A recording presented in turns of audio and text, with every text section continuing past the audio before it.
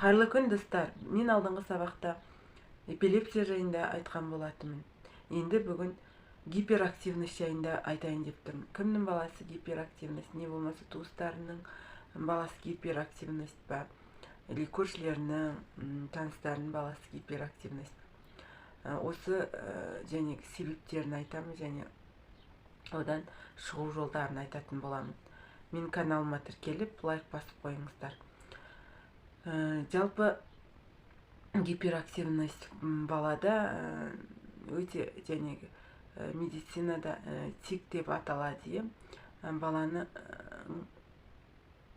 әртүрлі қылықтар жасай бастайды, баланың санасына тыс нәрселер жасай бастайды. Мысалы, уақ деген секілді осындай қылықтар жасай бастайды. Бұны медицинада тик деп атайды. Тик дейді. Бұл дегеніміз мидағы процесс нейрондардың арасындағы сигнал екен. Бұл мидың арасындағы сигнал. Ең бірінші бұдан қалай құтыламыз? Баланы салдарымен күреспей, және ата-анасы сол баланың өзара қарым-қатынасын, және балаға деген қарым-қатынасын жөндеген жөн. Балаға шарт қойып, мен сен бүйтпесең, мен сені жақсы көрмеймін, сен сөйтпесең, мен бүйтпеймін деген секілді тәрбие. Ол жәнегі ата-ана бала күнінде сол тәрбиені алуы мүмкін. Енді сіз ата-анаңызды кінәламай, енді балаңыздың қалай алдыға қарай шарт қою арқылы тәрбие беру дұрыс еместігінен сабақ алып, ары қарай не істеймін деген сұрақ қою керек. Жалпы махаббатты шартсыз беру керек балаға. Махаббаттың 4 түрі бар. Ең бірінші бала махаббат. Алдынан бері айтып жүрмей, бала махаббат. Бұл бала махаббат дегеніміз және баланың қылығы ғой. Бала бірдеңе бермесең, мен сені жек көрем деп ұнатпай қалып, бірдеңені алып бермесең ұнатпай қалады. Бір тәтті бермесең ұнатпай қалады. Сол секілді ол балаға қалыпты жағдай. Бұндай үлкен кісілердің арасында да болады. Бірдеңені ала берсем деп тұрады. Бұны бала махаббат дейді. Туыстарынан ала беру. Бұл көбінесе кенже балаларда. Үлкейгенде де 30-40-50 жасына дейін, тіпті 60 жасынан өмірден де сөйтіп өтеді. Ала берсем деп кенже балаларда болады. Екінші бартер махаббат. Бұл шарт қою. Сен бүйтпесең, мен бермеймін. Не болмаса, мен сен тойыңа осынша бардым, сен менің тойыма осынша баруың керек. Мен сөйтіп жақсылық жасадым, сен бүйтіп жақсылық жасауың керек деген секілді. Көбінесе ата-аналар осы ұстаным ұстайды. Сен балам бүйтпесең, мен сені жақсы көрмеймін, мен балам болмайсың. Мен балам болу үшін сен осы қылықтарды істеуің керек. Мен сені жақсы көрмеу үшін сен бүйтуің керек деп шарт қояды. Осы шартты қоймау керек, қоймауға тырысу керек. Шартсыз жақсы көру керек. Ол махаббатқа жатпайды. Үшінші шартсыз жақсы көру. Шартсыз жақсы көру. Біз осы үшінші жоқ дегенде, осы үшінші махаббатпен нетуміз керек. Осы махаббатты қолдануымыз керек өмірімізде. Шартсыз жақсы көру адамзатты, баламызды шартсыз жақсы көруге тырысуымыз керек. Ал төртіншісі бұл әулиелердің біреу сізге қиянат жасап жатса да жақсы көру. Таспен атқан таспен ат деп жатады. Осы төртінші осы әулиелердің махаббатына дейін жету. Біздің тал бесіктен жер бесікке дейін Алла тағала бізді жаратқаннан кейін осы махаббат үшін біз өмірге келдік. Осы ған өзімізді бейімдеп, тәрбиелеп, осының жолында білім алуымыз керек. Бірінші себебі шарт қою болатын болса, екінші себебі екі қабат кезінде баланы аборт жасату.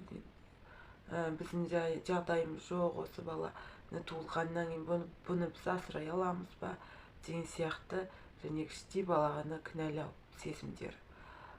Сондай болса, анада сол кезде бала гиперактивный болуы мүмкін. Үшінші әке-шешесінің арасындағы бір-бірін мен реніш, бір-біріне араздық, бір-біріне негативті ойлар. Енді бұл не істеу керек? Ең бірінші мейірім махаббат беру керек. Жаңағы ең бірінші балаға мейірім махаббатты беру керек. Содан кейін ата-анасы бір-біріне деген жаңағы ара қатынастарын жөндеу керек. Бір-бірін шартсыз жақсы көру керек. Сол кезде бала біртіндеп жөнделе бастайды. Енді гиперактивностьтің себеп салдары осы. Шарт қоймау керек, бір-бірін жақсы көру керек болсын. Енді мен ұйқысыздық жайында айтайын деп тұрмын. Ұйқысыздық кімде бар? Комментарийға жазып кетсеңіздер, мен кері байланыс жасаймын. Ұйқысыздық бұл қорқыныш, үрейден, болмайтын нәрсені және ойлаудан, мысалы болмайтын ойлар, қорқыныш туындайды да сіздің уақытыңызды ұрлап, содан кейін ұйқыңызды да ұрлап жатады. Ұйқысыздық, жалпы ұйқысыздық өзін-өзі кінәлау, болмаған нәрселер үшін өзін және күресу, өзінің уақытын және ұйқысын ұрлап жатыр. Мысалы, үкімет бізді жеп жатыр деген болмайтын нәрселерді уайымдап, назарын бәрі сыртта болған адамның ұйқысы қаша бастайды. Уақытын алу барысында ұйқысыздық пайда болады. Бұдан шығу жолы өзгелерге және өзіңе сену болып табылады. Жалпы баладағы ауру ата-ананың арасындағы қарым-қатынасты білдіреді екен. Қарым-қатынастың көрінісі. Егер де балаңызда қандай да бір ауру болатын болса, онда ата-ананың арасында және ұрыссыз жанжалдан туындауы әбден мүмкін екен. Мысалы, көз, мұрын, көз болса мен сені көргім келмейді деген сияқты. Мұрын болса жәнегі иіс сезуге байланысты, құлақ болса естігісі келмейді. Осындай аурулардың түрлері өте көп екен. Ол жайында келесі неде айтатын боламыз сабақта. Аурулардың түрлері өте көп.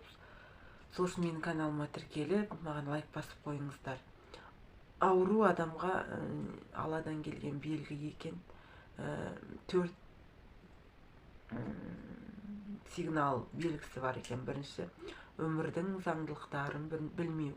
Өмір заңдылықтары. Бұл өмір заңдылық дегеніміз не? Ол жәнегі мақал-мәтел, нақыл сөздердегі мақал-мәтелдегі сөздерді және өміріңізге кіргізу, соның растығын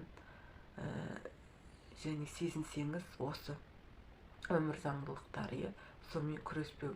Адамзатқа бәріне бірдей өмір беріп қойған. Сол шеңберден шығатын болсаңыз, Алла тағаладан бір сынақ келеді. Соны саналы түрде байқаған кезде кішкене осы екен ғой деп ойлана бастайсыз. Сол кезде ауруыңыз да біртіндеп кете бастайды. Екіншісі, өмірге мақсатсыз және миссиясыз өмір сүруге сізді Алла тағала бір мақсатпен жаратқан. Егер де сізде мақсатсыз жаратқан болса, бұл өмірге келмейтін едіңіз. Сол мақсатыңызды тауып, миссияңызды тауып, сол бағытта жұмыс жасау. Үшіншісі, өзіңізге, өзгелерге жәнегі мейірім махаббатпен қарау. Мейірімді болу өзгелерге, өзіңізге, ең бірінші өзіңізден басталады. Өзіңізге жәнегі махаббатты беру. Төртінші, жүрек тыныштығы.